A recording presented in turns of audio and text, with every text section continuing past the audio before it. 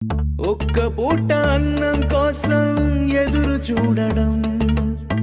జానడంత ఊపిరి కోసం చేయి చాచడం,